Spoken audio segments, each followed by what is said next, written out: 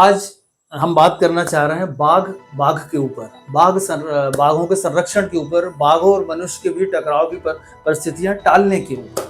तो चूंकि अंतर्राष्ट्रीय बाघ दिवस पर मध्य प्रदेश में कई आयोजन हुए, सरकार बाघ दिखी, लेकिन उसके साथ कई सवाल, कई चिंताएं भी जुड़ी हैं और जिन पर लगातार बात करनी चाहिए।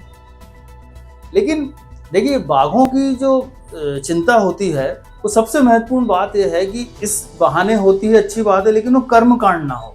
अमला, खासतौर पर वन विभाग का बहुत सतर्क, बहुत ही समर्पित होना चाहिए, क्योंकि इस दर्जे को पाना तो आसान है, लेकिन इसको बनाए रखना भी वो उतना आसान नहीं होता, बहुत कठिन होता है। तो हमें ये दर्जा बना के रखना है, तो इसलिए ये सारी चीज़ें साथ साथ चलनी चाहिए, आयोजन भी, चिंता भी, प्रशंसा भी और आलोचना भी।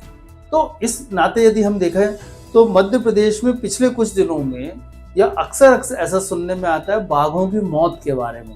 ये मौत कुछ ऐसी ट्रेजिक परिस्थितियां होती है, जैसे ट्रेन से कट गए या कहीं और किसी ने, ऐसा भी शक होता है कि जादू टोने के प्रयास में जो है शेरों को की बलि ली या करंट लगाया या जो भी इस तरह की चीज़ें हैं।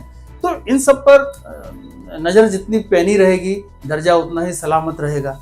अब मध्य प्रदेश में एक बात और भी है कि अभी थोड़े दिन पहले जो है भोपाल के पास एक बाघ के एक बच्चा जो है ट्रेन से कटा, दो की हालत अभी बहुत खराब है और वो भोपाल में दाखिल है। तो ये सारी चीज़ें जो हैं, ये भी हमें इस ओर इशारा करते हैं कि बाघों का प्रबंधन बहुत बेहतर तरीके से मध्य प्रदेश में हो। और अब इसमें एक भोपाल की बात अक्सर आती है कि भोपाल में हम सड़कों पे बाघ देख सकते हैं। ये कहा जाता है कई बार कि बाघों से शेक हैंड करना हो तो भोपाल में आ जाओ। लेकिन एक ये कहने के लिए अच्छी बात है, लेकिन ये मनुष्य और बाघ के बीच में एक संघर्ष की स्थिति की ओर भी इशारा करती है। कभी संभावित ऐसी स्थितियां बन सकती हैं, अभी तक तो ऐसा कोई नुकसान नहीं हुआ है, लेकिन आगे ये स्थितियां बन सकती हैं। भोपाल में जो खूबसूरत स्थान है, झील है, पहाड़ है, जंगल का इलाका, उस तरफ लगातार जो है होटल और मकान और ऐसी व्यावसायिक गतिविधियां बढ़ रही हैं। तो ऐसे समय में जब शहर जंगल की तरफ जाएगा तो निश्चित तौर पे जंगल सिकुड़ेगा। फिर कहा जाएगा कि जानवर सड़कों पे घूमते हैं, एक्चुअल वो तो अपने घर में घूमते हैं, दूसरों के घर उनके घर में चले गए। तो इन सारी स्थितियों की तरफ भी सरकार अगर ध्यान देती रहे, जंगलों को सुरक्षित रखे, उसका अत्यधिक दोहन करने के लिए उसके आसपास, उसके मुहाने पे लगभग उसकी सीमा तक जा करके इस तरह के मकान दुकान ना खड़े किए जाएं, तो मुझे लगता है कि वो एक आदर्श स्थिति होगी।